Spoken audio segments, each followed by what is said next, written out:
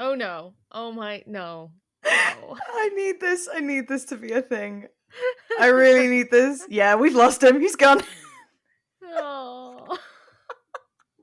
Once again, a very flattering Oh, freeze frame. I know.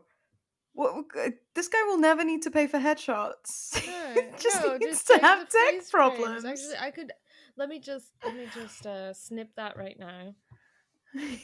Got this. He's got a new headshot. Done. Brilliant. Hi, welcome to At the Table. Save as Sam Freeze 1.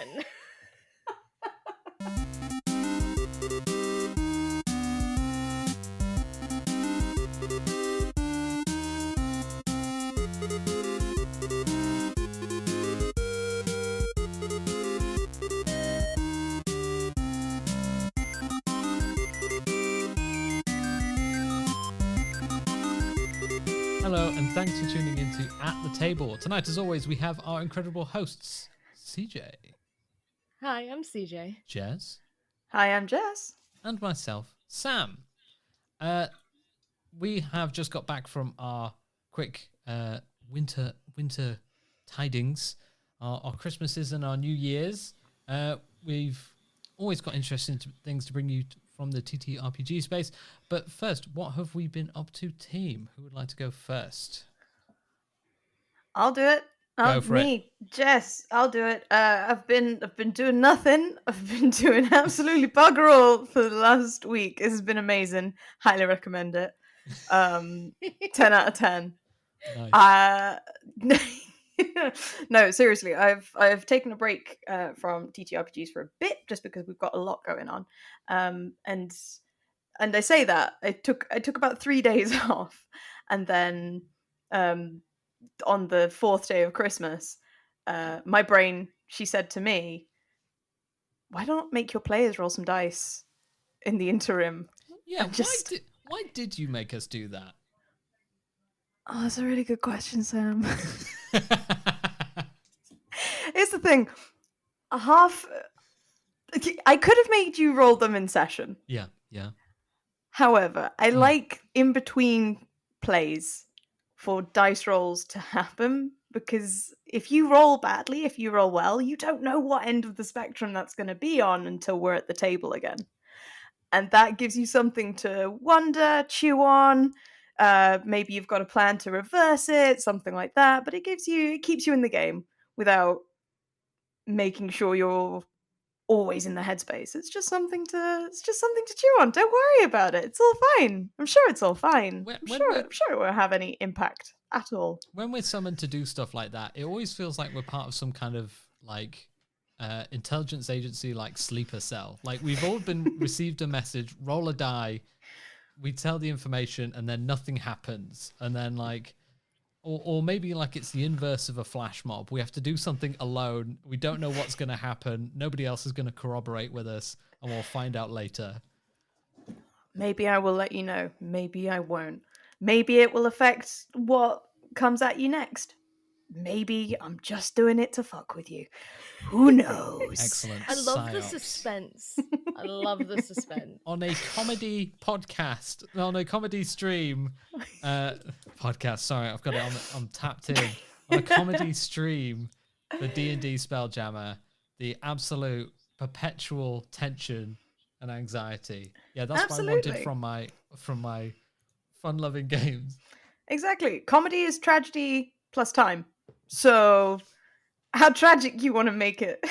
Oh no! Roll some dice. Oh no! But no, yeah. So I've been thinking up terrible, wonderful, awful, brilliant things for Questing Time's Spelljammer campaign, Moonlighters. Very excited. There is actually something else I've been doing as well. Have you guys heard of Dungeon 23? No. So it is a fun little idea that every single day, as like a diary almost, you create a room or something for a dungeon. And then there are, I think it's each week you have a theme, And so, you reach the end of your first week and you move on to the next theme and the next theme. So there are 4 different themes within any given month. And then you've, at the end of the year, have 365 different rooms of a dungeon and one massive comprehensive thing that you can throw your players at if you want to. And it's a nice idea. I really enjoy like coming up with nonsense and then being like, all right, okay, day 2. I've already fucked myself. This is fine. This is all right. I've turned it into the 2 of Annihilation already. We go back. But no, it's a fun writing exercise. Yes, it really is. Really, really is. And you can see how you've improved and how like you're maybe looking at different things and considering other elements of any given dungeon from the start of the year to mid of the year, end of the year. You can see how much you've grown as a dungeon master and creator, and I really enjoy that as a thing. Oh, I love that. Yeah. So I'm currently day 2 of that. If anybody else would like to join me or has any tips, tricks, or has done it before, do let me know, because I'm 2 days in and struggling. I might join you. That sounds fun. Yes. All right. Cool. Brilliant. Sam. Oh wait, you've sent me you sent a link, a whole link. Yeah, there was an article in Gizmondo that was talking about Dungeon 23. Ah, got you. Oh, that's so nice. I'm not on Twitter, so I have to find these things out via TikTok, which is kind of like finding out news. It depends. If stuff comes on like TTRPG TikTok, I'm like I'm there. But if stuff happens on like TTRPG Twitter, I have to like wait until someone ferries the message across about why Twitter is upset, and then gives me an elaborate explanation, which is really cool. For Smooth Brain, I like it when people talk through why something is controversial or something, because I get to sit there and go, I understand your point, thank you. I feel like getting your news from TikTok is like getting your news from your like preteen cousin who's just like, did you hear? Yes, well, it's exactly like that, where I, a 30-year-old man, stare at my phone whilst Gen Z, and they're like, so I've invented this thing, and I'm like, oh, that's pretty cool. Yeah. I don't have time for that, but that's cool. Nice. All right. I mean, there's plenty of people our age and older on TikTok, but I feel like the vibe is like young adult, like gives digestible bits of information. Yeah. It feels wrong to be there, It's like looking in on a conversation that you're not meant to be part of and being like, I don't want to know what fairy core is. I'm all right, but I do. Like, if it's any form of escapism, you can send it right here. Okay, so there are 2 different types of like older people that watch TikTok. The ones that feel like they don't belong there, and CJ. Yeah. Look, the key to feeling like you belong anywhere is simply acting like you belong. Absolutely. And a warden of TikTok, stand at the edge and make sure everyone's fine, but no interaction. Is everyone fine? The warden of TikTok. I feel like Listen, the one... I decided podcasts are a cool format, a format that has been around for like 20 plus years. So like, I'm not the man who's hopping on recent trends. I feel like the jump over the edge I took was when I started lip syncing like character videos. I feel like before that I was very well and truly like solidly situated millennial on TikTok. Occasionally you get some nice videos of my cottage and I'm like #cottagecore. And then it became well, my character would say this, and I'm already in my character's outfit. All right, I'm going to start lip syncing videos on TikTok, and then nice. I became a youth. I think because TikTok came from Musical.ly, and I remember Musical.ly. Yes, because I remember everyone that we have. We know that it was something else. It was, but I also remember people making fun of everybody doing this thing on Musical.ly, and then it was only when like COVID happened, everyone was like, "All right, okay, TikTok and dancing is the way we communicate now. Mhm. Anybody who doesn't do this is old and weird. Also, like, fringes aren't a thing anymore. Part your hair down the center, otherwise you're old. Flares are a thing. Skinny jeans are out. I was like, oh my god, this all happened overnight, and it's all through TikTok, and I don't understand how the world works anymore. No, I'm no. so old. Apparently. Jess, it's okay. Apparently, It's some of the okay. celebrities are doing side parts again, so I guess it's Alright. fine now. Okay, cool. I should just be like, I'll go with my own style, which, like, you can't see me, but, like, if you could see me, it's just like, oh, just a shit witch. It's just so it's shit witch. Cool. Of course, I've got a sword in the background. The mug next to me is a cauldron. Like, I look like I haven't washed in a week. Like, come on. Like, it's shit witch. And which actually leads us on to a topic of discussion later. Please, Okay, when we talk about Pim. dumb stories, remind me of the Dick Witch, and we will go Oh my forward from God. there. Incredible. You wanted dumb stories, you get dumb stories. This is it. You have to Love wait it. until after the ad break for that story. Do you hear that? You have to listen to what do we have in? It's not mattresses yet, but we're It's almost not there. mattresses yet. We're working up to mattresses. We are just doing it good friends and favors and recommending things we like at the moment until people go, God, that free space could be ours. Right there. That's where the podcast money comes in. That's where it comes in. And that's when snack boxes and mattresses start rolling in with the offers. Oh my god, I cannot wait for the beer subscription people to figure out we exist. So you guys do what? It's the thing. Okay. I don't know. Sometimes we talk about D&D, sometimes we talk about TikTok. Who fucking knows? What matters is we're at the table when we're discussing it. At Hey. the table, there we go. I mean, there is D&D TikTok. We can bring this round. Oh, we can. Let's Yeah. save this. Thank CJ, God. save The us. ship's clear of the cliffs. We're back on course. We're fine. Yep. Yeah, we're good. We're good. Alright. D&D TikTok. Who do you know? I have to Yeah. right. We'll have to talk about D&D TikTok or TTRPG TikTok like as its own sphere because it is very Okay. interesting and like really organic. And there's quite a lot of off-spin projects that have happened in there and very particular to there. So we will talk about that sometime. And I would almost say that the prevalence of tabletop OCs and D&D on TikTok has encouraged a larger amount and a just a greater mass of roleplay and improv and interaction in tabletop in general. So I think there is a movement there for Well, sure. I mean, if they're big enough that they can make it to the launch party of the D&D movie. Oh, yeah. God, who made it? God, I'm trying to search back. He's a tavern keeper. He does Quincy's like- Tavern. The one Quincy's yeah, Tavern. yes, Quincy's Tavern. Hmm. Which is the setting, the scene setting, like immaculate, really good. Well, Quincy's Tavern is part of the I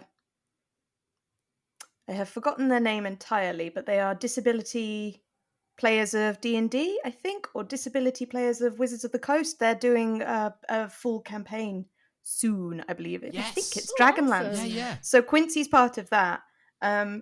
The other TikToker I know is Kevin Parr, also known as Dice Cream Sandwich. I think his audience is more localized in the US, but he's also a great babe.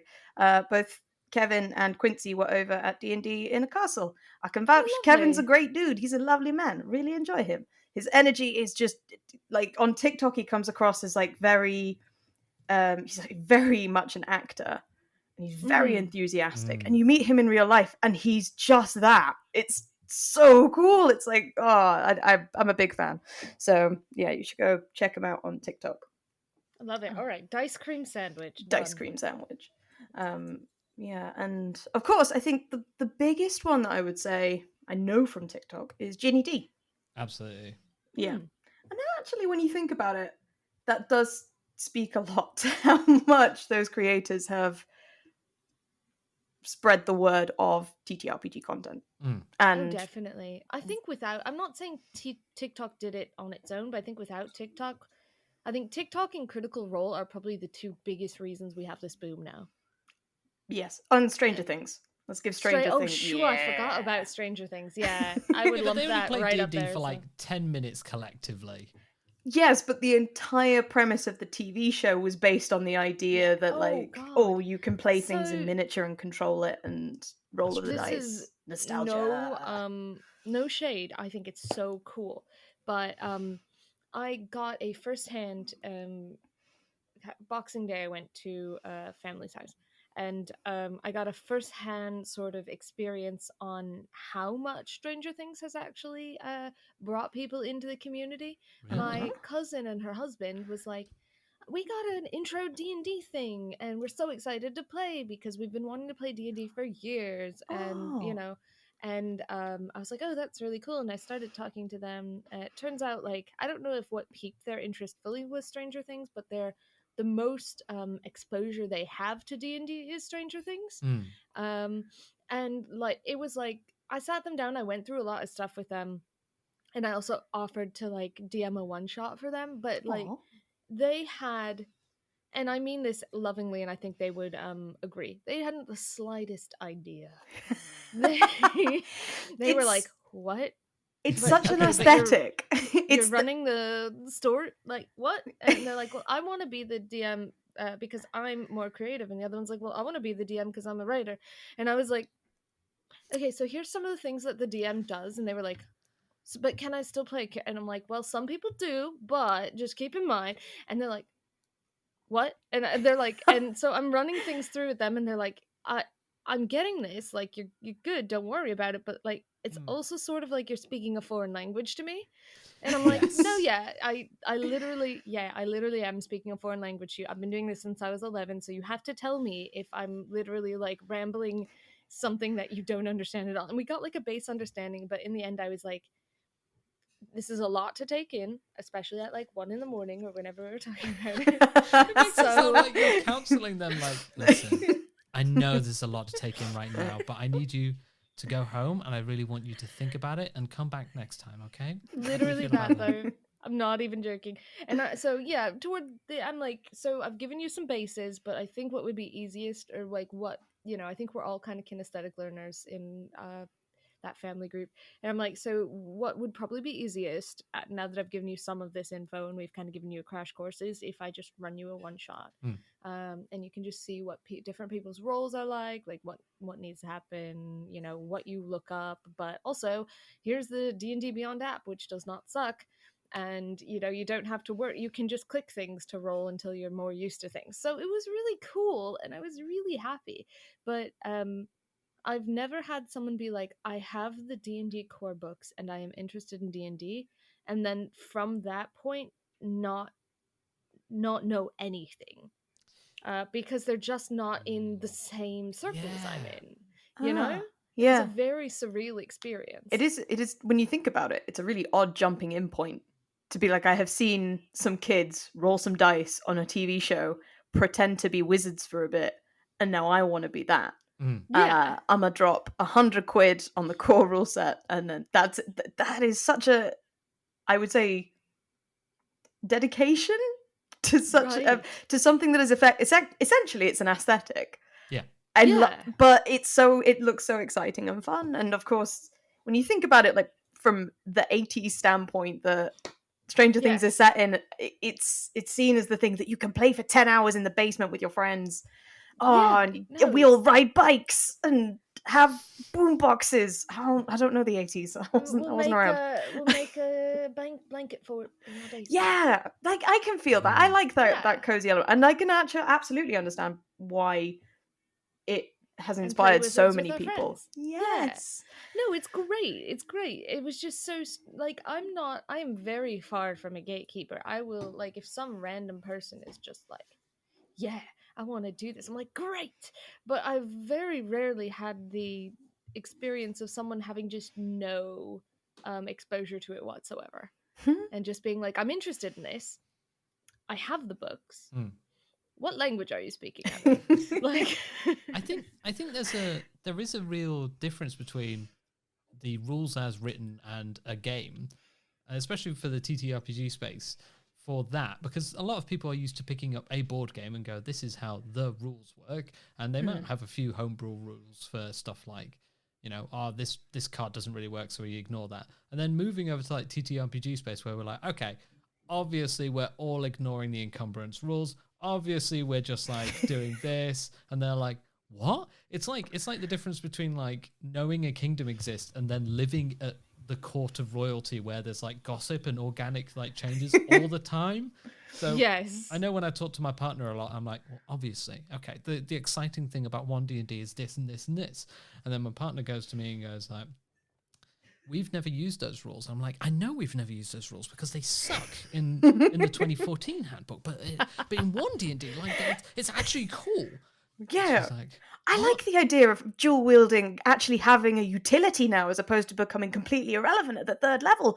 I like the idea that you can whack in another weapon as a free action during an action fucking strike. Yes, let's do that. And people are looking at you going, what are you talking about? I'm sorry, what? in the rules, it says, and we go, okay, the only rule that really matters is right at the front of that book where it says, run the shit how you like. Exactly. Speaking of like 1D&D rules that are quite interesting, some of the news that I had gathered at my time over this winter, I saw a video by Dungeon Dudes, and they went through a lot of the 1D&D rules that they really like. I haven't been keeping up to date with 1D&D playtest as much as I'd like, but theirs was a nice summary of some of the cool stuff. So they go first level feats, which if you've been reading the Dragonlance, which we obviously have, basically make a character, then add a feat, as long as it's not ridiculous, because it really adds a lot to the story. And I think that's definitely how 1D&D is going in terms of the backstory. They're basically going, you know, add a feat to make yourself cool. They found that really cool. Exhaustion mechanics are going to change in a really cool and funky way. Yes. I'm excited about that. Exhaustion has always been something that I am loath to use in any game, just because I'm afraid that it'll kill the players, and that sounds really dumb because it makes sense. But it seems like the lamest way to die. It's such a dull way to like, and it sneaks You up. died because you were tired. That's my life. Though. And there are so many there are so many effects to I can't even think of one now off the top of my head, but there was something about it halves your traveling speed. But in Spelljammer, if two Spelljammer pilots fight, the losing Spelljammer pilot, for two helms on the same ship, you effectively trying to steal control. If you fight for control of the Spelljammer ship, you gain 2 levels of exhaustion immediately if you lose. And if you're not aware of that, like that could have been 3 levels. Yeah. There's nothing to say that something doesn't just give you 4 levels of exhaustion, and then like you are so boned if you're unaware of that rule attached to that mechanic. I like the exhaustion. Okay, so I don't necessarily love dying of exhaustion because I feel like someone would eventually. I mean, I know it can happen, but I feel like somebody, generally speaking, if you're that close to dying of exhaustion, you would fall asleep. You know. For me, I like the negative modifiers and stuff you get with different levels. Like, oh gosh, I think this was still 5, but I can't remember now because I haven't dealt with exhaustion in ages. But the whole like, you get a negative roll to ability checks until you've resolved this point and things like that. Yeah, those are the like early levels of exhaustion. Yeah. I quite like the way that exhaustion works now. For those of you listening at home, the way exhaustion is going to work is at incremental levels. It basically it makes stuff incrementally harder. With each level of exhaustion, you gain like it's -1 to these attacks and saving throws. It's -2. It's -3, and you can trade. You can do if you I have, as I said, I haven't read, but the Dungeon Dudes were talking about how in other systems you can try and go above and beyond an action to do some cool stuff and gain a level of exhaustion as the trade-off. Like, maybe I didn't hit that second attack. I would really like to, so I'm going to trade a level exhaustion. It's going to be harder for me to do stuff after that, but I have another chance to, so there's going to be a lot of that. And so incrementally, so you can be like, and they're going to go up to 10. Again, this is playtest material. Who knows what it's going to hash out to in the end, but that sounds really cool to me. And like having 10 levels of exhaustion. And like, I do like some of the stuff in the other exhaustion stuff. It just didn't come up in play, and like you've got players, because when you play a session, you usually have in a session that I run, I tend to have 1 or 2 encounters, and then like that's the session over, and people want to go home for some reason, and they manage to unlock the doors, so they just leave. And so there's no point for me to go, well, actually, you've been fighting for 4 days on the trot. And they're like, well, I would have just slept. And I go, well, but you didn't say. You're like, okay. Fine. So yeah, that's really cool. There's something about tool proficiency that I did listen to that I can't remember. Oh, yeah, if you're... oh, no, that's the help action. If you're doing a help action for someone, you also have to be proficient in whatever action they're doing. That's pretty cool. I like that, but I also kind of want you to be able to, if you're not proficient, help is not as good. I don't want you to just be standing around like, I need to lift this heavy thing, and this person's like, well, I'm not proficient in athletics. I'm not proficient in lifting heavy things. so I'm not going to do that. I feel like there's got to be a middle ground there, because like you can't have, let's say, if I want to I mean, this is a bad example because anybody with enough determination and anger can build an IKEA shelf. But let's pretend we wanted to build an IKEA bookcase, and one of us is proficient in building IKEA bookcases, and the other one isn't, but is like all right at it. Like is just like, I could probably do that. Yep. That's fine. Hello. You can. You can be like, okay, I would like to do this, and hey, you can hold the shelf while I use the drill, whereas essentially, like, so then you have someone helping, so you would have a positive modifier there anyway.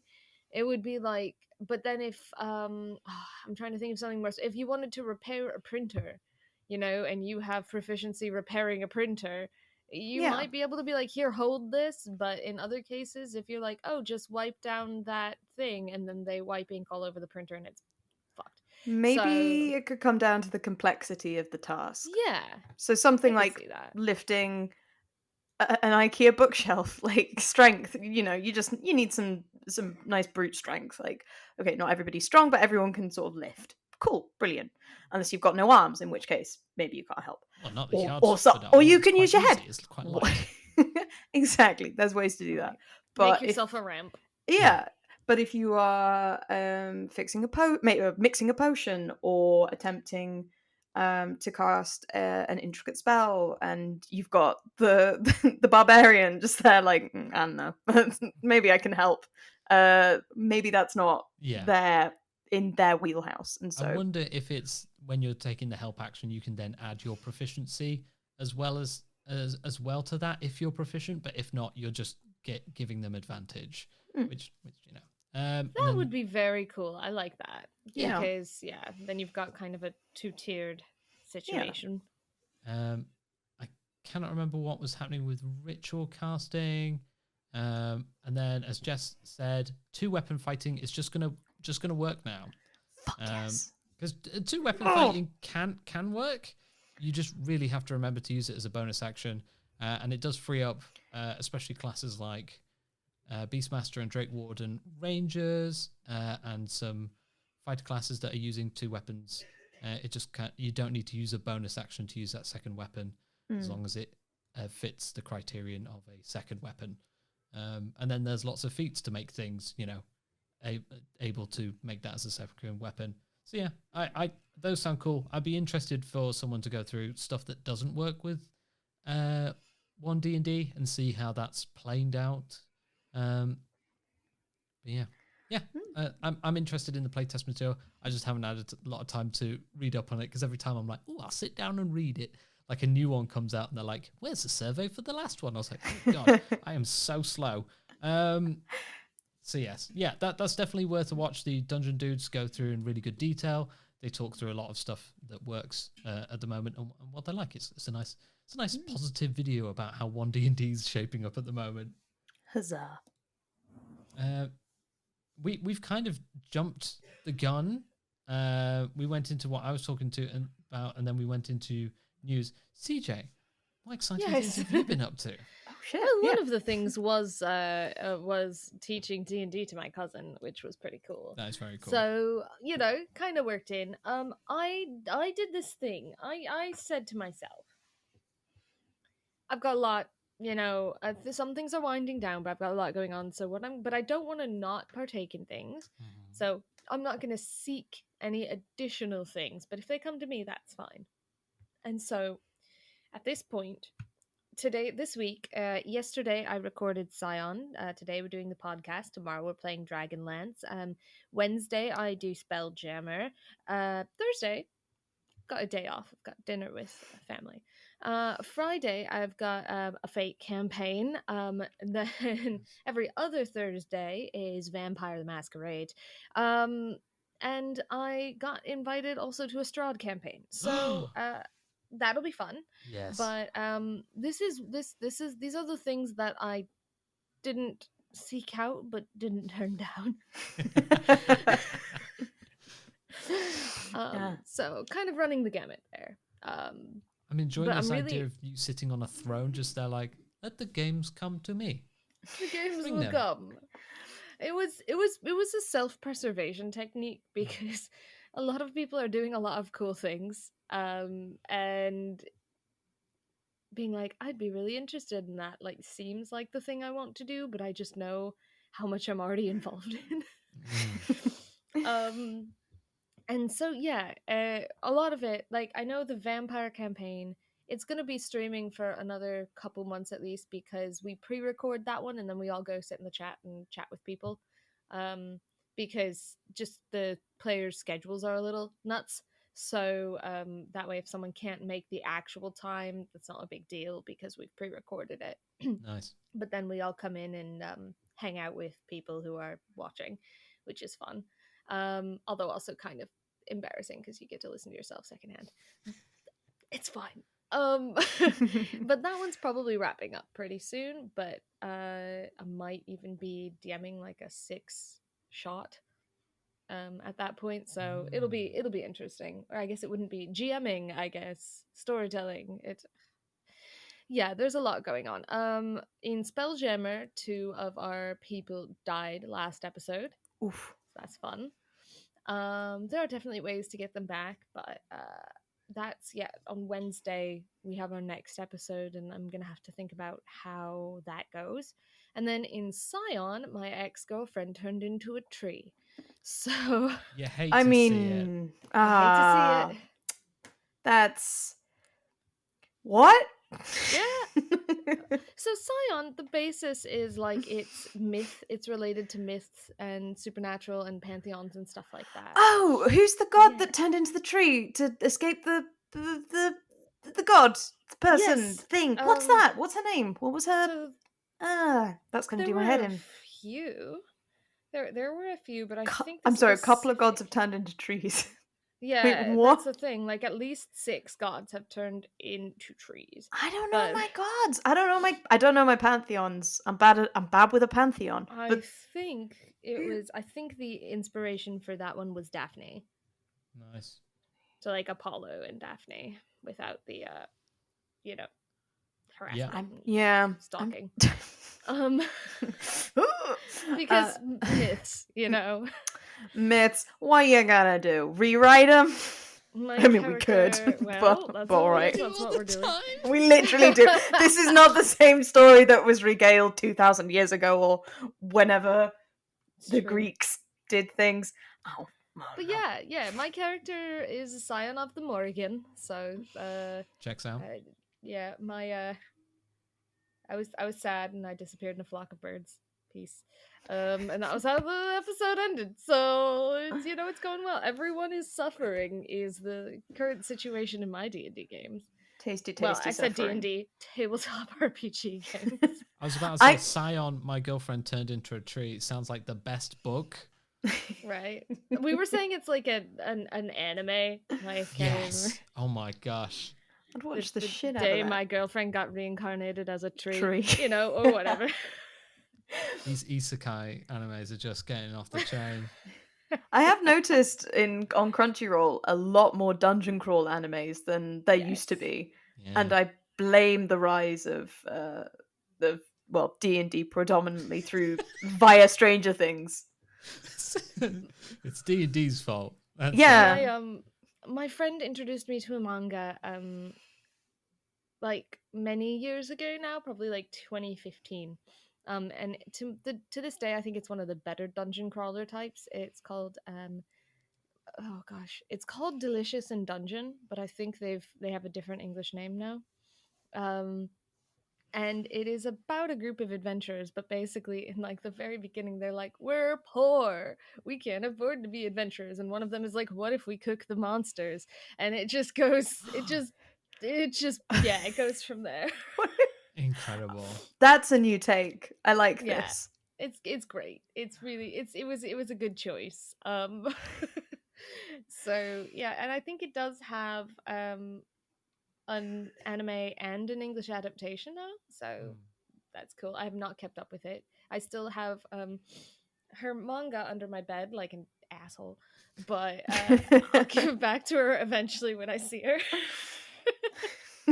You're doing better than me. I've just been like going to websites where I can read Berserk, and I'm just there like, oh, okay, yeah. This is yes. You're allowed. You're allowed.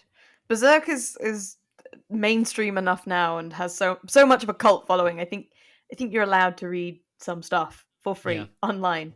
But also, didn't you bought the manga, didn't you?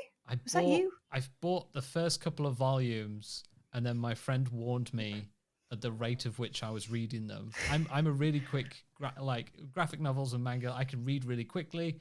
Like an actual dense book, my brain's there like, it's slow time for some. So I whipped through that. Oh, I also picked up, I have to remember, I picked up Dave B. Walters' Shadow. Oh, God. B. Dave Walters? Yeah. I picked Mr. up his... B. Dave! Oh, I love him. His graphic novel, and it was incredible. I had so much fun. It is not with me right now, and I can't believe I didn't put it in the show notes. No. Me in the future. What was it called? It's called A Darkened Wish. It's a wonderful story that transcends time, friendships. It's wonderful. Go out and buy it. Dave, if you're listening, I had a wonderful time. Thank you. Good stuff. But yeah, I had such a good time. I was reading Berserk really quickly, and my friend was like, there's over 370 volumes. You can just read it for free online. I was like, oh, okay. But yeah, I bought the first couple of volumes. I'd love to buy some physical volumes, but also like I kind of don't want it in the house. Yeah, you're gonna need an entire bookshelf just for the Berserk. I'm gonna need like a gothic horror like shelf that's all chained up with each of the volumes of the Berserk thing chained to the shelves. So like any future children are not gonna be like, oh, what's this? I'm like, no, don't read any of this. This is the forbidden manga. This is Papa's forbidden manga. That's Papa's forbidden manga. I think I have a few of those. Oh no! This is why we're only allowed to do the podcast once every other week. Yeah. Papa's forbidden manga.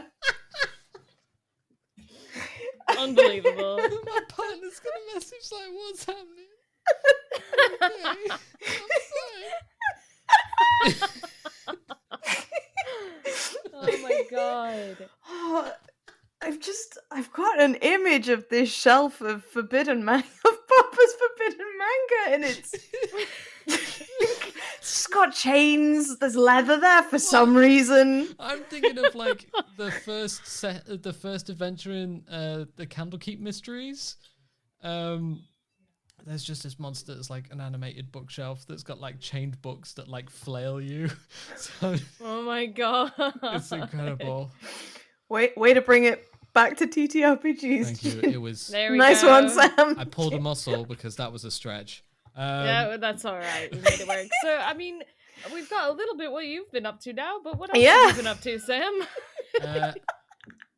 Me and my partner have just been have got Dropout TV, and we've been watching A Court of Fey and Flowers, and I didn't realize it was Good Society until Abria mentioned it. I missed it in episode 1, I think, and then she mentioned it in episode 2, and I was like, I really want to get into Good Society, so I managed to buy Good Society, and I'm peeling through that because I really like Regency era films and stuff. So I'm always like, oh yes, I always like to see posh people get in an upstart, and then at the side I'm watching Sharp, which is like, it's weird that those two narratives are happening at the same time. But yeah, so I really love. I'm having such a good time with A Court of Fame Flowers, and we've just been like turning each other like, oh my gosh, like we've been having genuine enjoyment, and like, yeah, it's been incredible. So that's basically what I've been doing. Yeah. Oh, I kind of Sounds want to. good. I want to know what Regency RPGs there are now, because it's never really something I've Oh. looked into. They just came out with like a Cthulhu one. Yeah. Oh, okay, get me into that. Is it It Gothic is Society? wacko. Okay, Like, I love it. yeah. That's my street. Those are my people. I got upset because I bought Good Society. I bookmarked Good Society brackets Gothic Society, which was obviously meant to be like the kind of like haunted version of that as well. And I'd bookmarked it as a deal on itch.io, and I was like, oh, excellent. I'll treat that to myself at Christmas. And then I was like, it's a wonderful bundle. And then I clicked on it, and it was like, this bundle expired in 2020. And I was like, God, you idiot. But yeah, I have so many RPGs on itch now, which is just great. I love collecting them there. And just knowing that I have them as a bundle. I have in the past just downloaded PDFs of various things that I was interested in, and they've just kind of like floated around. And I'm there like, go on, Jess. Okay. Unpopular opinion, right? Here we go.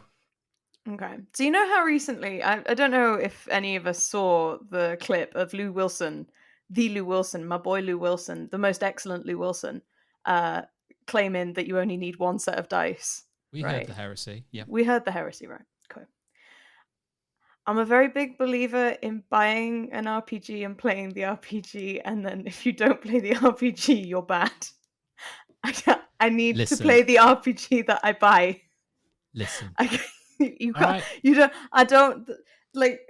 Paul and I fall out about this often because we have a library of things that we've never played, and I need to, and it makes me itch.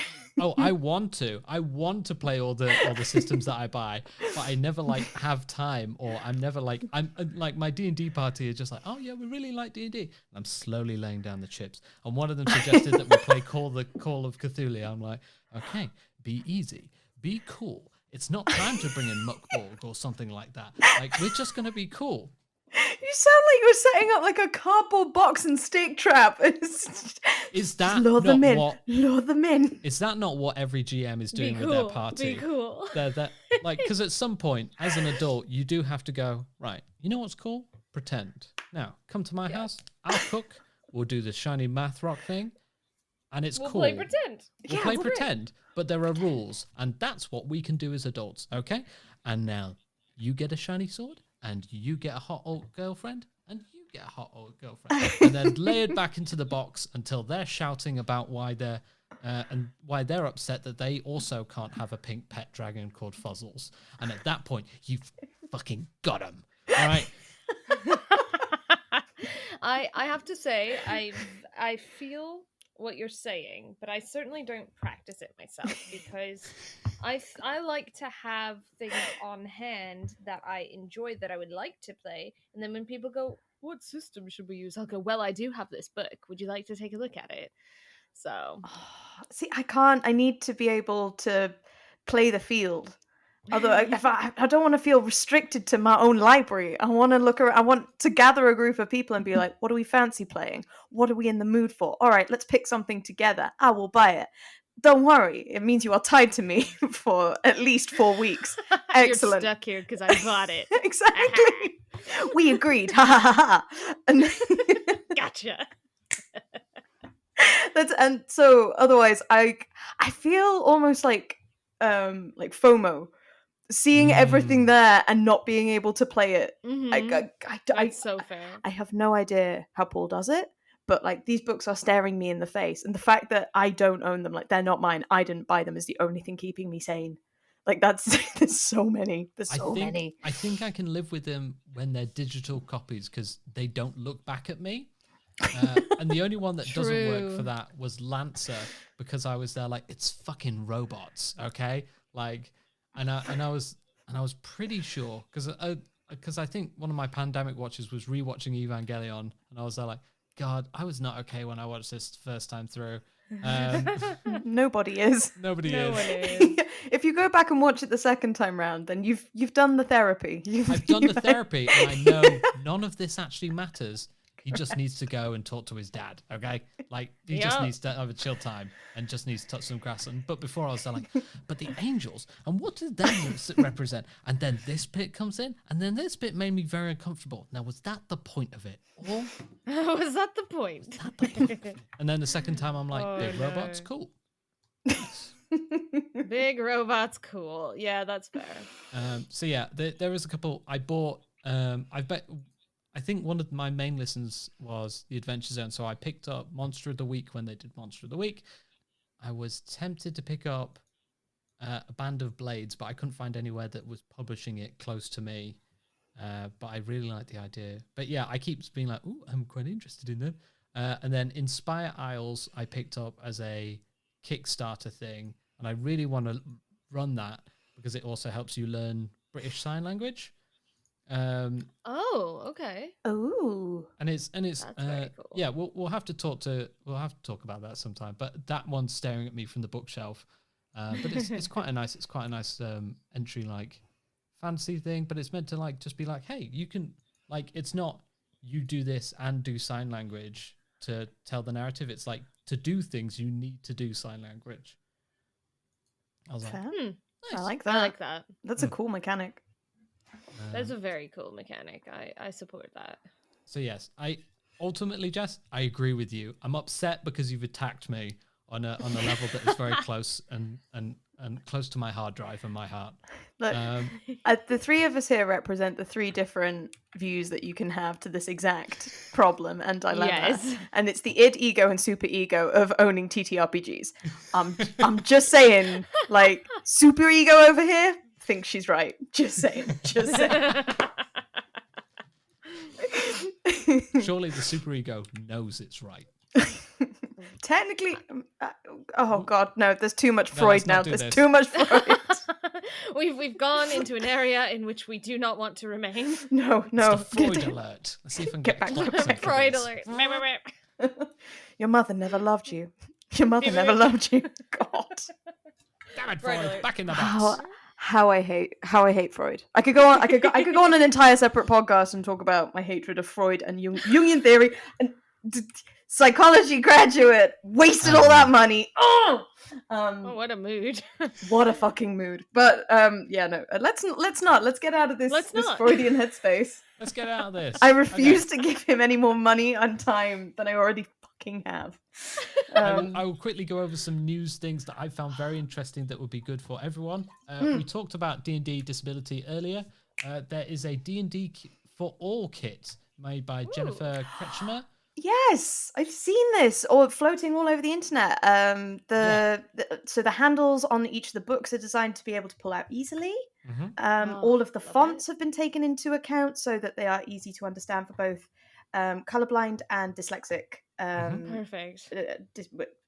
disabilities.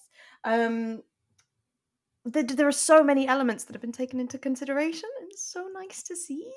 I like that. That So it's is not so a nice. it's a prototype. It's not a model that's available. But she's there like, I don't want this to be the disability D&D kit. There's a D&D for everyone. It's got fidget spinners. It's got 3D pens to help you draw stuff out easily. And it's just there like, it actually just makes the game more engaging and more accessible. For those of you going like, I know that name.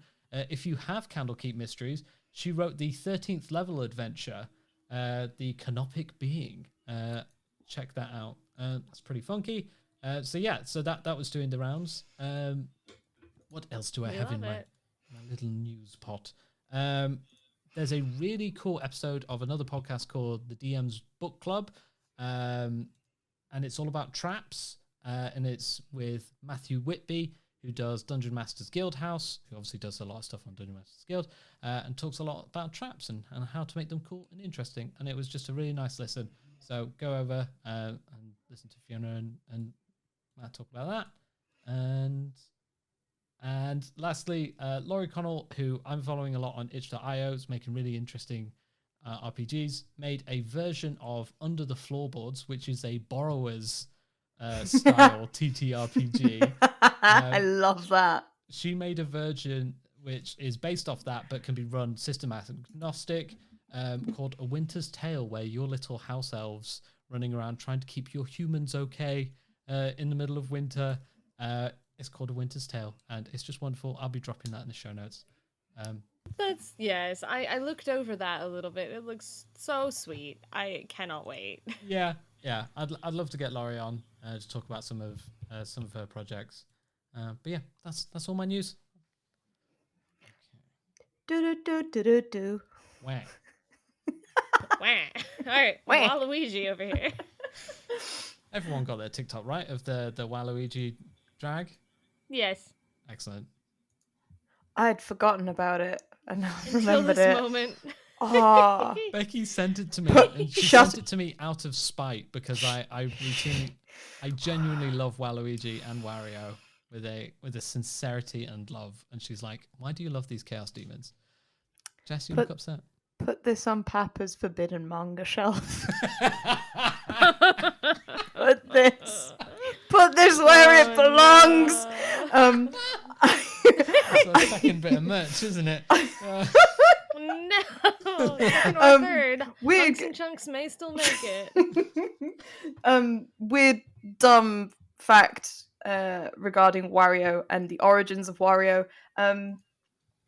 People Love seem it. to think that he was like the cousin of Mario, or like an evil thing related to Mario. If you go back to the original Super Mario World game for the Game Boy, I want to say, Oh, no. Wario's actually a super obsessed crazy fan.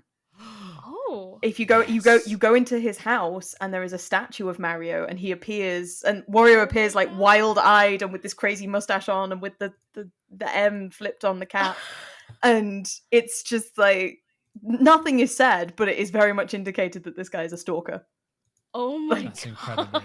And nobody knows where Waluigi hatched from. That's a mystery. Oh no, he was just a tennis Oh. partner. Oh, That's good, Oh. great. That was it. He See? was just a tennis partner for one of the tennis games. That's it. I'm really. Oh. We were trying to figure out the other day. I don't know why Wario and Waluigi play such a huge part in our lives, but they do. Like, Quite right. why has nobody come up with like a Wayoshi? Because it wouldn't be like Woshi. It would be Wayoshi, because why would it be Wario and Waluigi? Like, Waluigi's such a fucking dumb name. It's so dumb. So it would be Wayoshi, and it would be Wapeach. And I want to know where Wapeach is, but I have a feeling it would be Woad. Oh, Woad. Woad, I'm Woad. right? Jess, this is my good browser. I use this for browsing good things. No, Well. not anymore. No. This is Papa's forbidden browser now. Papa's forbidden browser. Oh. If ever we get to rename this podcast, I want it to be Papa's Forbidden Podcast. I'm really upset That's with our the way I'm Patreon. dressed today, and with the extended Wario discussion. Oh my goodness. This is why we can't have plans. We just gotta let things fly. Figure it out as Well. we go. Oh. Okay. We done did it, guys. Well we done. have topped ourselves. Oh. Okay. Oh boy. Put the ad break here. Yeah.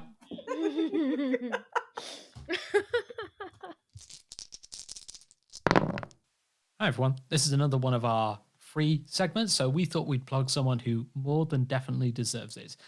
Friends of the show and people that we pay to go to. So later in the episode, I talk about LARPs, but there is no one I can recommend higher than the production company iLARP. It is the only place where you can have Wild West, Viking, a 1920s vintage film scene, pirates, halflings, and cowboys all in one location at separate times, of course.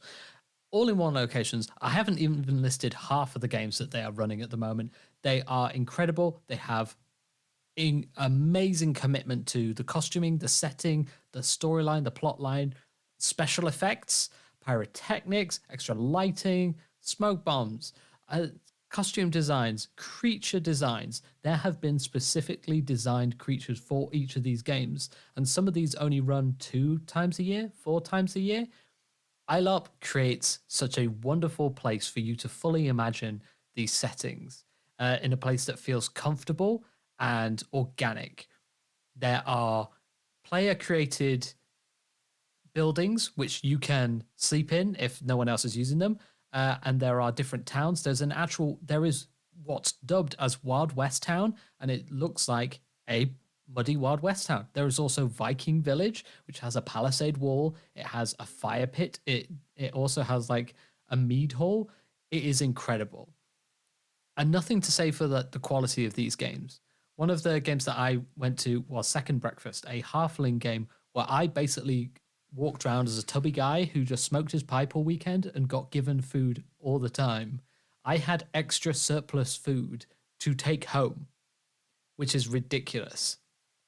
Go to ilarp.com or search ilarp on Facebook to get involved in those communities and check out some of those games. You can go fully as a player, and they have incredible production values, and there's nothing on parity that you can LARP with in the UK, or you can go as crew, and you can help support these games, and you can see what it takes to run a LARP and see the production values. The costuming is amazing for the NPCs. The players that engage with it is a lovely and warm community. I cannot recommend them enough. Please go check out iLarp. Thank you. The ad will go there. Are we happy to do a shorter discussion topic of just share some dumb stories? Yep. I got 1 or 2. That's fine. And then we're good. I only have one TTRPG one. The other ones are LARP ones. Oh. Oh, wait. Hang the fuck on. Hold on to your pants, lads. No, it can't have been that far back. No, it can't have been. No. Oh, I don't have it. I don't know where it is. Okay. There was a gentleman that I met at one of the Questing Time shows. Mm-hmm. And we'd met previously at D&D in a castle. I played in one of their games as an NPC. And we just become friends. And I cannot find the conversation where we were talking about it now. But he came with all of his mates to the castle. They all had a lovely time. And when we were at the live show, he was telling me about one of the dumbest builds one of his friends had made. Oh, no. And it was built entirely around the spell Magic Stone. And I got really confused as to what this guy was attempting to do. But effectively, his entire build was around being able to use catapult to fling magic stone at some point as a bonus action or as a free action once every turn. And like, it sounded really cool initially, and I was like, that's dedication to try and figure out the mechanics and being able to work it to that point. Okay, excellent. and then he messaged his friend just to be like, can you remember how you built this? And what we got back was just this unhinged essay. Like, he'd been waiting for it. It was easily like 2,000 words. He was just typing out over the course of an hour, and I was just like, there's no way there's that much thought gone into this. There's no way. There's absolutely Apparently no there is. way. I was just losing my mind as more and more messages were coming through. And after about like half an hour, we started the show, and then I could just hear like ding, ding, ding going off in the audience as this guy. I couldn't believe that much had gone into it, but it really tickled me. Oh. Unbelievable. I love it. It was so wonderful. It was so wonderful to see someone put that much thought and effort into the dumbest fucking thing I'd ever heard of. Just to fling some rocks and do like 1 extra d4 damage. 1d6 or Perfect. whatever it was. It was great. So Literally flawless. absolutely It's a good flawless. build. It's a good 0 out of build. 10, It no was rate.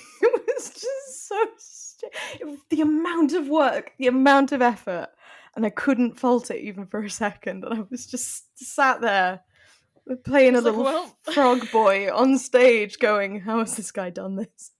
It blew my mind. It blew my and I. Oh god! It made me realize that, like, as hard as I think I play D&D sometimes, I'm never going to be on the level of some other people. Like, literally You're like, never. this is a level I have not achieved. No, may no. never achieve. No, someone's I've done the always- math on this. I've always enjoyed when people become unhinged with a mechanics of a game system and they show you it. And if it doesn't interrupt like it's a fun story, but I can imagine it's Right. always terrible to be in game. You're there like, and one person's like role playing, I, a brave knight, will come down with my lance and skewer the monster. And then this gremlin in the corner is using his bonus action to cast magic stone, which does 1d6 plus your spell casting ability modifier, and then using their action to fling that magic stone to do an additional 3d8 bludgeoning damage. Oh shit! Oh, okay. Okay, I can Oh kind my of see why maybe God. that's It's actually a first level spell. okay. Oh my The way it came across in the 2,000-word essay, I think the 3d8 thing got missed out ever so slightly, but it was. Oh my god, I love I, it. I remember us being like, "Why would you do that for an extra 1d6? Like, what is the point?" Because you can. Because you fucking can. That is always That's because the answer. that was this man's JoJo stand. Like that's Yeah, that's what this was. Oh, I love it. no, as somebody who just builds characters on the assumption they are expendable and then yeets them into battle, yeah, no, I just found that to be the funniest thing. I don't, as we've previously established, but at the same time, I would say I'm a lot more arbitrary with my character builds than that. I think most people are more arbitrary than that, though. Oh, big fan. Unbelievable. I love it. What are your give me some dumb stories. I would like, because I mean that wasn't a dumb story, that was just a very funny character build, but now I am in the mood for comedy and laughter. Yes. Please, a dumb story from you. Please provide me with a dumb story. Sam shakingly removes his glasses. His fingers find sockets of his eyes. I have a tale to tell. Oh dear. I'm strapped Here in. we go. Dear listener, so this isn't a D&D story. This is a live roleplay story. The UK system, Empire, is a now massive system with usually over 3,000 players at any continuous. Like it's a fest lab. Like you turn up for a weekend, and like 3,000 people are there, and then there's crew. It's easily I think it's the biggest game in the UK. It's obviously not as big as some of the European continental stuff, but like you can go in there and it's the size of a small village, right? Foreseeably, you can just walk around there and you can't see the edge of that. It's not like some places where you go and you're in like a village center or somewhere and you're like, okay, I can see a road and a Citron C2 on the side, but also I am a wizard who is discussing some stuff. Like it's a sea of tents and player created content. Like it's unfathomably how incredibly in character everything is. There are people who have made shops to sell food and beer and bars and gambling taverns. Just if you have the chance and the inclination to go to a fancy fest LARP, Empires you want to go to, right? And you're like, I want to just be lost in it. And the battles are huge. They're like hundreds of people versus hundreds of people. So when you're lost in this level of immersion and you have made your first LARP character and you haven't been role-playing that long, and your LARP role character is, I'm basically Jack Sparrow minus some of the weird stuff. I've only got one eye. In fact, my eye makeup was so good that people would come up to me in the pub. I basically had a scar. I used some rigid collodion, which is basically super glue, and it pinches your skin and it makes this kind of like cut in your eye, in your skin. And then you can put makeup over the top of it. And the more layers you do, the deeper the cut looks. And it looks reasonably realistic. I had a few people asking me if my eye was okay, if I needed any eye drops or anything. Like out of character, they would approach me and make an out of character sign with their hands and be like, "Are you okay? Does that hurt? Like, can you see me?" I'm like, "Mate, it's a contact lens and some super glue. I'm okay. Please stop trying to like flick stuff at me from that corner." Anyway, so that was my character. He was just like a sea captain who was off to like raid and do cool stuff. And he was in the Freeborn Nation, which is like it's like a like Moorish inspired like southern Spain, lots of like beautiful bright colors, lots of like really energetic dancing and cool stuff. And then so one evening after lots of drinking, someone comes up to me, and my character's called Thadio Aburera y Riqueza. Bless you. Thank you. They go, "Thadio." I go, "Yes. I think someone's put an assassination hit out on you." And they go, "Right. Interesting." At this point, I have bought a not inconsiderable amount of leather armor for my character, and it has cost a portion of my salary that I was adding to. So I had spent a lot of money on this character, and I hadn't quite got to the end of the road where this is going. So I was like, I would quite like to stay alive, but also I am intrigued. So basically, we just like kept moving pubs. I had like all of the people under my banner were like talking to me, and like people were taking shifts, doing watches, going throughout the night, making sure I was okay. And then when we're like, okay, when you're in your tent and you're zipped up, that's an out of character area, you're fine. But also, I did want to go on a pub crawl. So we did go on a couple of pub crawls around a lot of the nations. And there are orcs, and there are like knights, and there are like Machiavellian people with big hats, like Langsneck, like warriors. It's incredible. So you're doing that all night. And then basically every time someone walks with your knife, we just kind of go to another pub. And then the next day, I get a dagger in a box saying, "We remember you." I remember you. I'm coming for you. And it's in a wooden box, and there's a dagger, and there's a little like vial next to it, which I found out later is a poison that you can apply to this dagger, which in Empire you can only use for like 2 minutes before you're going to do something with. So at this point, I got very freaked. I didn't know what was happening. I was sat in a ring of tents, and my friends were in a ring around me, and then at some point, someone kind of sidles up to our camp and wrestles me to the floor, and like pins me to the floor. And this woman has got me pinned and has got a knife to my neck, and then she goes, "Thadio, it's good to see you." And then I had remembered I'd set up a sister who had recovered and tried to find me because we had been a lost contact. And so that was our friend Kitty, who had decided, yeah, I'll play your sister as a character. I then died the session after. We never got to do much roleplay stuff because I went into one battle and died. But I'd forgotten I set up this thing. And then I asked the person who found the assassination message the night before, and he was there like, "Oh, did I say that? I can't remember. I was really drunk, and I can't remember where I found that." So we were trying to find all these assassination things, and he just misremembered. Oh my gosh, that's amazing. So yeah, that's my dumb story. I had a lot of fun doing that dumb story. Beautiful. I don't know if I can top that. Jess, do you have a dumb story?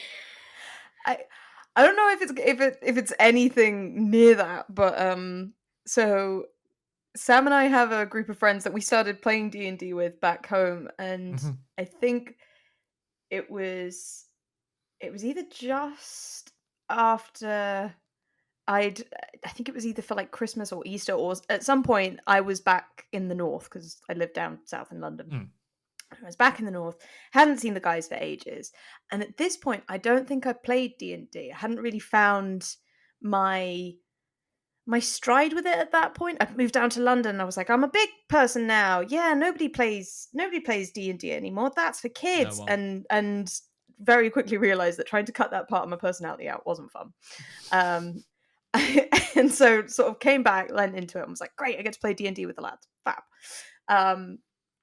And had messaged Chris, and Jamie was running a Strahd campaign because it was a couple of our mates, with Ben as Ivan Tavankioff, which I'll never forget. I'll never forget that name. It's the greatest name.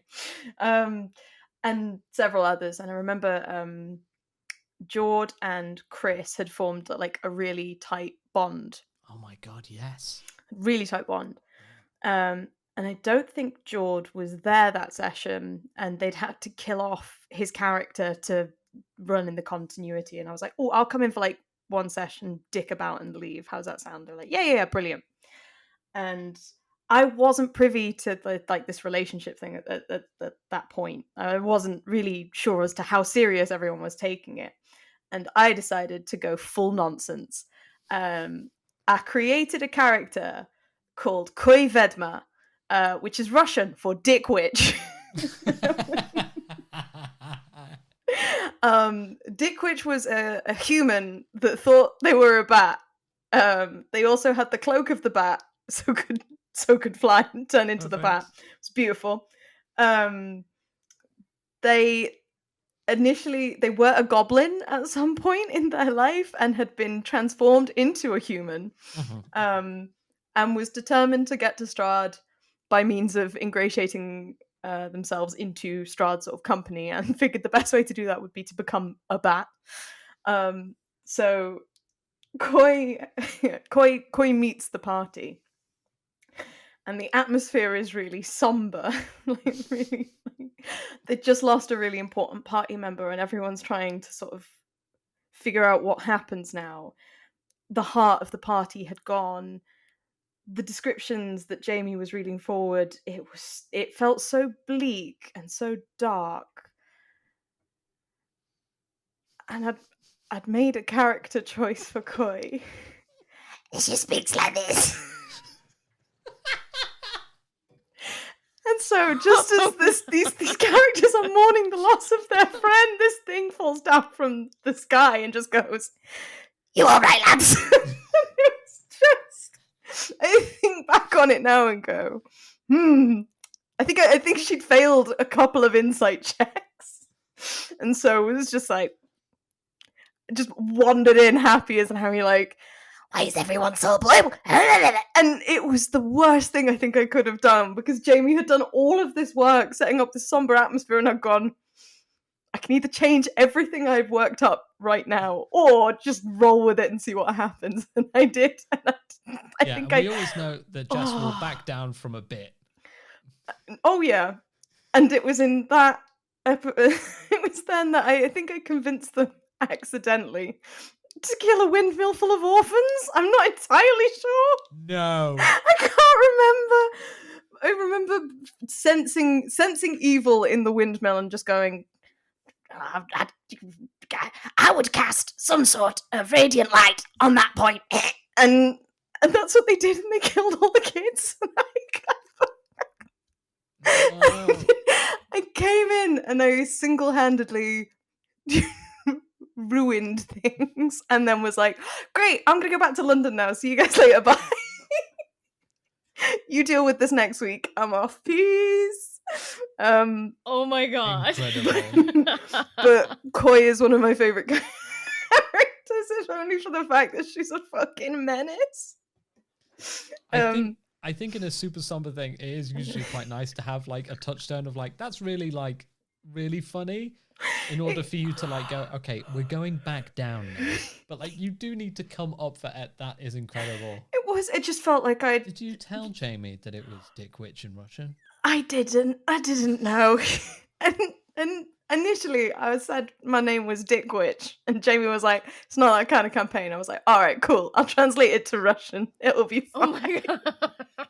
I understood. The brief is complete. Yep. Like Google.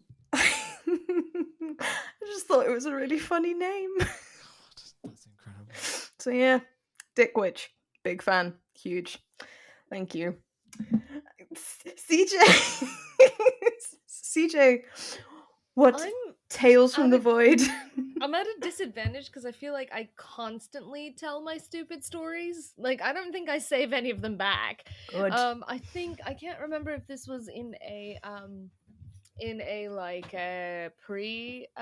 like when we were practicing setting things up, or if it's in one of the actual episodes. But I think I've told you about how one of my first games, I played just an elf wizard, and just a very quick stupid anecdote. We had a human ranger who every single session would accuse us all of being one-dimensional.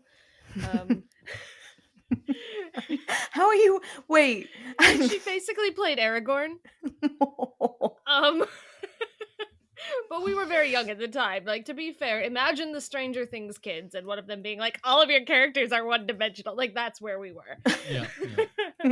And I'm like, you're playing a human ranger. How much more one-dimensional could you get?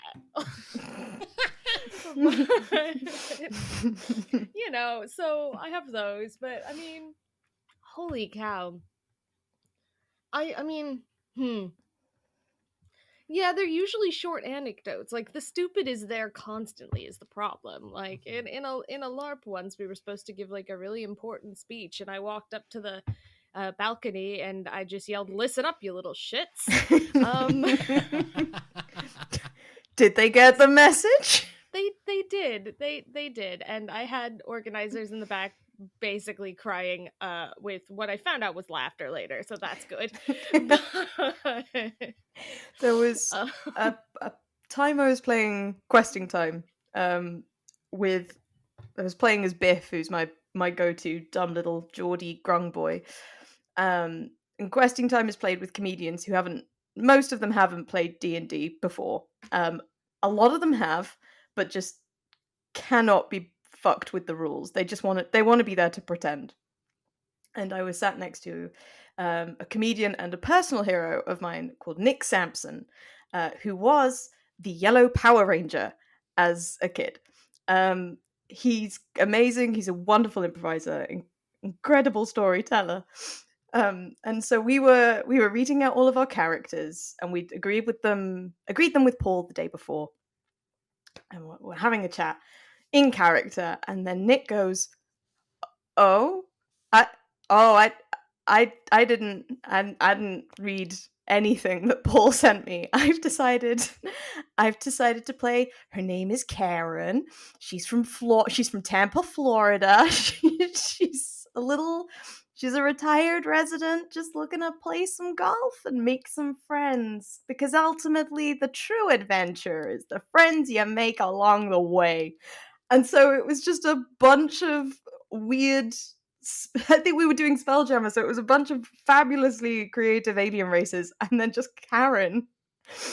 And the entire time we were trying to create plans or do something space, scientific, whatever it was, and then you just have Karen be like, "Well, that's not very nice."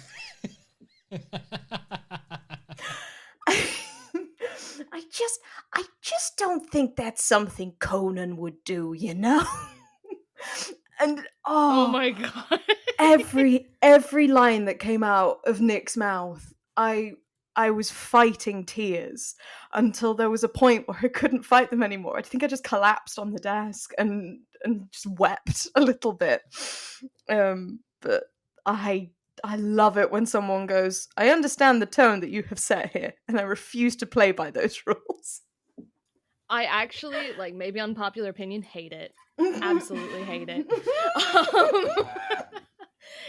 I've seen it done well a few times, so I always give it a chance, right? But I played with a lot of people growing up who would just step all over the DM's tone and DM's game and DM's plot. And do it in a way that was just disrespectful. Oh, and I no. feel like it's one of those things that's like, if you still make your character fit in the game somehow, even if their name's Karen, it's fine. But and you do need, like, there's a difference though between like comic relief because it's so wrong and comic relief because it's comic relief, and so I feel like if you're setting out to have a comedic campaign, or like like Questing Time, things like that, it's absolutely fine, it's hilarious. But if you're setting out to have a serious campaign and you just bust in completely off tone, I usually squint at you. Honestly, 100%. I'm just like, why go play a game that's like that? Why are you trying to bring everybody else's tone away from what it's supposed to be? Yeah, that's fair. So Yeah. yeah, As somebody I hate who it. has done both of these things. Oh no. But no. And I'm like, but I have loosened up over the years. It's just I've had so many times where people think that their concept is hilarious and think that their thing is hilarious and go in guns blazing and it's not funny and no one else is enjoying it. Yeah. You know? Yeah. It's different when like people are. You know, Yeah. I think even it sounds like, and I wasn't there so I can't tell you, but it sounds like Dick Witch was enjoyed. Dick Witch was there to support. Dick Witch was there in like I was very much aware that whatever I was doing would impact the rest of the campaign, and so Dick Witch Right. very much hung back and was like, "I'm gonna scout, or I'm gonna do something while you guys make bonds, do things, heal." And I think I spotted a party of wolves or something in the distance, flew off to attack them, and accidentally dropped from the sky because I didn't read How Long Cloak of the Batlass or something like that. But it was never with the intent of derailing the party Right. in any given way, and it was just as that like I'm coming in and I'll slot myself in over here at the back, right? You know, oh, yeah. We'll have some Tone passing laughs. It's gonna be great. Yeah, because tone is only part of the equation. If you're Exactly. pretty tuned in to how other people are acting and feeling and receiving, you know, not just you, but the whole campaign, Yeah. then you can pretty much play anything. Yeah. The problem is, I would say, I wouldn't say that I certainly wouldn't say that it's every single person who tries to do this, but I would say more people than good try to pull a sort of like tonal shift or weird character trope or blah blah blah that is at a dichotomy from the rest of the party and don't know how to take the social cues that it's time to tone it down when it's time to tone it down. Yeah. And that's the issue. I've been at those tables. I've run some games where people had a wildly different ideation of what we were achieving, and so it's been quite tense sometimes. And my least favorite thing are people being like people who've made a character that's like off the tone because they think they're better than that game or Yeah. that setting. And I've been in games where people are like fully into the LP, like fully discussing these things, and then this people being like, what do you think the plan should be? Well, I think the plan should be this. Well, you've always stuck in like this. Well, no time to get bitter now. Like this really kind of like discussion to figure out what the game is. And this guy will be like, actually, I would like to do this. And can I make my sword better? Not in a way that's like, I would like to address the DM, just like ignoring the plot, ignoring the players. Yeah. And I've had a couple of like, I have GM'd a game where a couple of my players were just like, oh yeah, I walk into a shop and then I say, here's what's here. And he goes, all right, cool. I murdered the shopkeeper. I'm like, yeah. why? Oh God, I hate that. Fuck. I'm like, no, you don't. I'm like, no, you don't. Look, here's the entire constabulary. Oh, that's fun. I'm like, no, they're here to kill you because of the repercussions of your actions. Yeah, you're right. Like, comedic characters work well. Like, the comedic stuff in, like, to go on, like, another narrative, like, the comedic stuff between Gimli and Legolas is funny in context. Like, Legolas obviously skateboards on a fucking shield down a set of stairs. What are physics? Is that What are Tolkien-esque? physics? No. Does that work in the moment? But it works. Great. Yeah. Was it a little bit much in The Hobbit for me? Yeah. Just gonna put my oar in there. Stick it back. Yeah, but like the levity and like a funny character can work in any setting as long as it respects the tone, it respects the space, and you're Exactly. there like, here's the space that other people are doing. I'm gonna do a funny bit over here. If nobody laughs, it's just for me. That's fine. But yeah, if you don't respect the space, then I think that's it is a respect issue and a tone and a reading tone issue. Yeah. You know, and it's like obviously people are differently able of reading tone just from any sort of person. There's a wide spectrum on how good you are at picking things up, but usually with, not always, but I'm a communications key kind of person, but usually with situations like this it comes to the point where that person gets talked to at the table, like, hey, can you knock it off? And if you didn't get, you know, if you didn't get the cue socially, that's fine. that happens. But then if someone's like, hey, this is really kind of harshing everybody else's fun, can you knock it off? And I mean, I was gonna say it sucks if you get defensive, but obviously it also depends on how it's presented. So there's a whole kind of. But the thing is that like if someone takes you aside and is like, you're really kind of harshing play for everyone else, you know, how do you handle that? But also like maybe think about it, Yeah. because it's God, it's just I It can't can, think of anything Yeah. more than like when two characters are having a really serious discussion and you're like, oh, this is really good, and then someone's like, I drop a smoke bomb and I laugh and I like run in a circle, and you're like, nobody else thinks it's funny. I'm sorry, like that. Everybody has a gag that falls short sometimes, but like shit, dude. It's yeah. when it's performative as opposed to something that they genuinely think would be funny to themselves. You are Right. you are attempting to gain the attention of the party by doing something with malice, which is to ruin a moment, do something which you would consider funny in inverted air quotes, Yeah. basically. I think You that's are the worst pulling, of it. it's pulling focus for the Yeah. sake of pulling focus, not for the sake of comedy, not for the sake of attempting to add anything to the story. It is purely so that you can be in that spotlight instead of adding something to it. Instead of throwing a smoke bomb, you could slide something into that conversation instead. Passing remark or information that maybe one of the characters didn't know to stoke the fire or to quell it or something. There are so many other ways other than I do the thing because it's loud, obnoxious, and everyone will notice. Because I think a lot of people default to slapstick as well. yeah, You know, it might not even be necessarily. And the worst of it is when it's pulling attention in a malicious way. But like, I yes, think sometimes there's also just completely not aware, you know, yeah, or so into their own thing mm. that they don't recognize the weight of what is happening over there between the three elves who are talking about their village burning down or whatever. Mm. And so I'm definitely not someone who likes a super super serious all the time campaign. That's not me, but I feel like comedy is challenging sometimes, and I think that you got to go in wanting to collaborate with folks. This is the thing. If you are doing comedy in a D&D space, it's if it's just funny to like one person, is it comedy?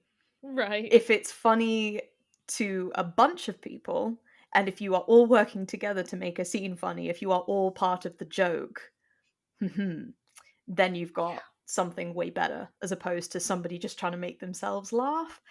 If that is your thing, if that is what you really enjoy, there are absolutely groups out there that run those sorts of campaigns, and they are absolute clown shows. They're ridiculous, and you can watch them on streams all the time. There are so many, because if there's anything you will find on streams for sure, it will be people attempting to perform comedy for the sake of Mhm. themselves and for like their specific sect of the audience, and you can find them, you can smell them from a mile away. But when you see a group working together and having that fun and turning the jokes and building the narrative and the story on top of the jokes that make better jokes and bigger jokes, and it just becomes a massive joke trifle, brilliant. that's Yeah. that's collaborative storytelling at its finest. But yeah, comedy doesn't fall to one person, comedy falls to the group, in my opinion, when you are playing. But that's my personal play style. If you want to be a clown, Well, go be a clown, enjoy. also, even if you're the serious character, you have to be aware of how and when, not necessarily like constantly on top of it, but aware of how and when other people can bounce jokes off of you. Yes. You know, it's the straight man, Yes. which is a term that has aged poorly. Or has it? This straight man says maybe.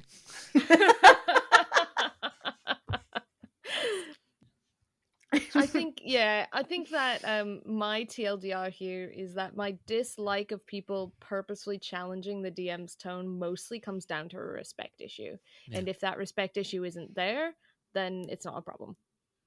I just so many times people have been like, actually fuck your tone, I made this, has just completely shit all over all of the prep the DM has done.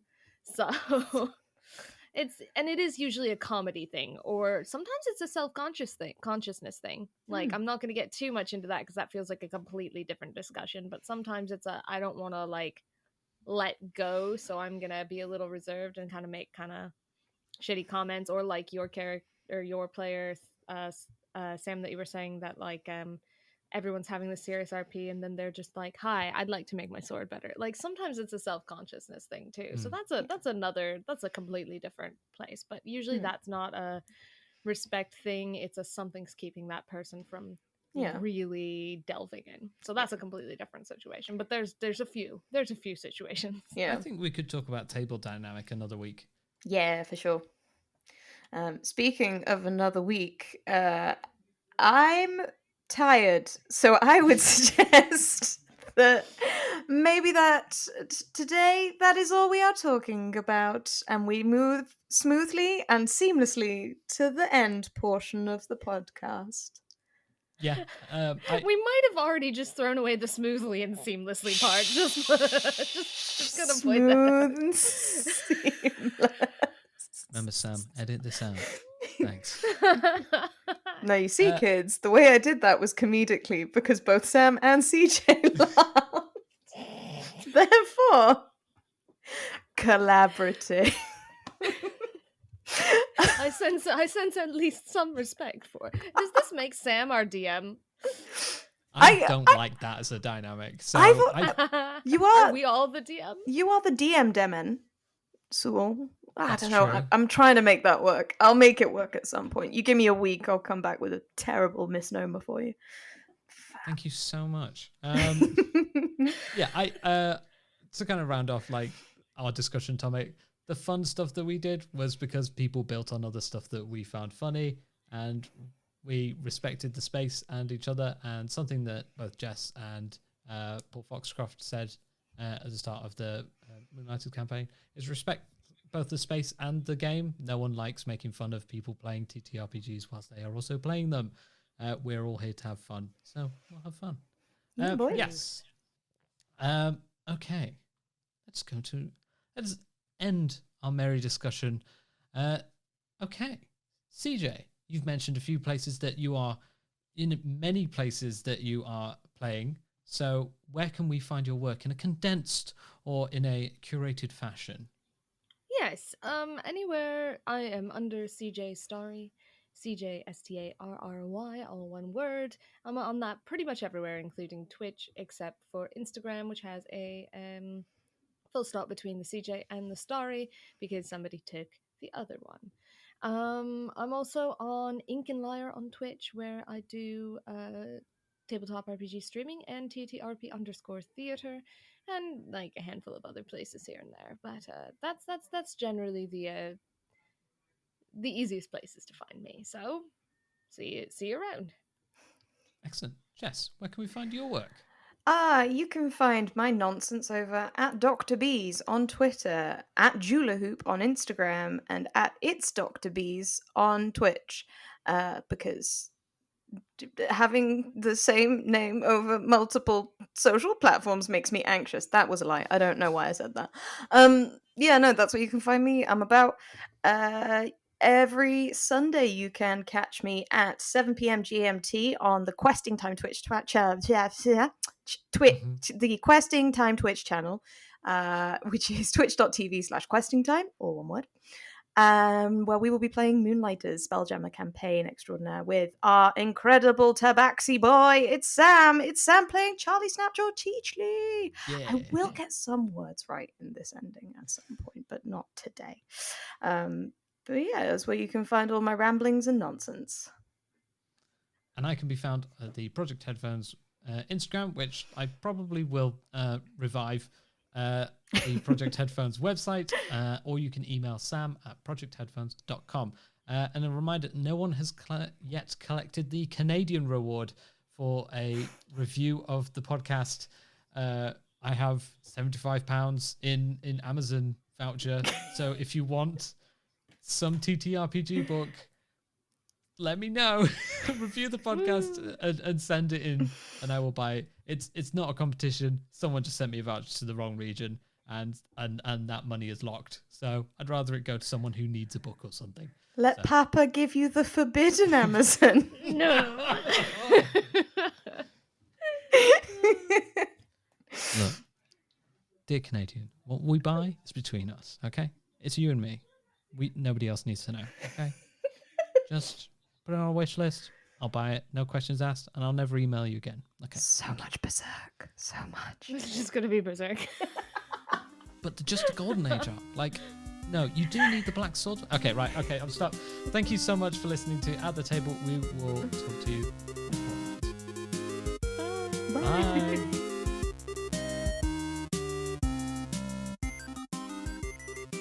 Thank you for listening to our show. At the Table has been a Project Headphones production. You can see more of our work over at projectheadphones.com. To support this show, please head over to Patreon.com/AtTheTablePod. Or if you get involved with any of our sponsored ads, see if you can make sure that you can say, we sent you. To get in contact with the show, please email atthetable@projectheadphones.com. Please remember to rate, review, and share amongst your friends. This is the best way we can get the show out there. Thank you very much, and we'll catch you next time. Our music was Captain Scurvy and Space Jazz by Kevin MacLeod at incomputech.com. Licensed under Creative Commons by Attributions 4 license. Found at creativecommons.org/licenses/by/4.0/.